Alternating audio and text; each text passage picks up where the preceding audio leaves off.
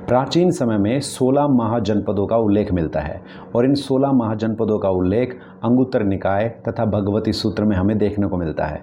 इन 16 महाजनपदों में से 2 महाजनपद भारत भूमि के बाहर थे और वो थे गंधार और कंबोज।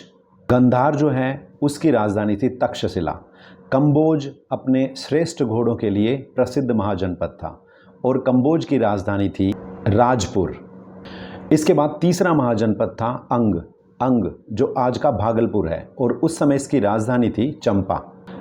चौथा महाजनपद था मगध जो कि सबसे शक्तिशाली महाजनपद माना जाता था और उसकी राजधानी थी राजगृह जो वर्तमान में राजगीर शहर है बिहार का, और उसके साथ साथ ग्रीवव्रज भी उसकी राजधानी रही थी। पांचवा महाजनपद था वज्जी जिसकी राजधानी थी वैशाली। छठा महाजनपद था मत्स्य जिसकी राजधानी थी विराटनगर।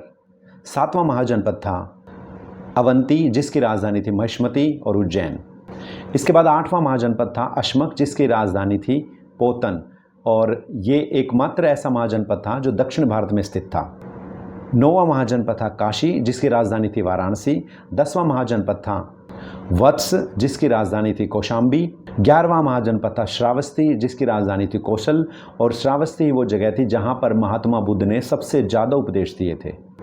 इसके बाद 12वां महाजनपद था मल्ल जिसकी राजधानी थी कुशीनगर और यहीं पे महात्मा बुद्ध का महापरिनिर्वाण हुआ था, यानी कि यहीं पर उन्होंने अपने देह को त्यागा था और मल्लों ने ही महात्मा बुद्ध का अंतिम संस्कार किया था।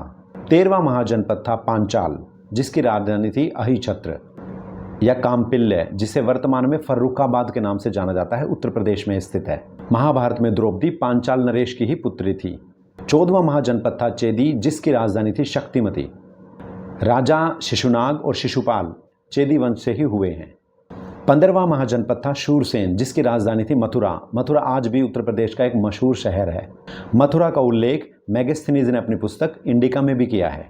और अंतिम 16वां महाजनपद था कुरु जिसकी राजधानी थी इंद्रप्रस्थ, जिसका वर्णन महाभारत में भी मिलता है और महाभारत के अलावा इसका वर्णन अष्टाध्यायी में भी किया गया है।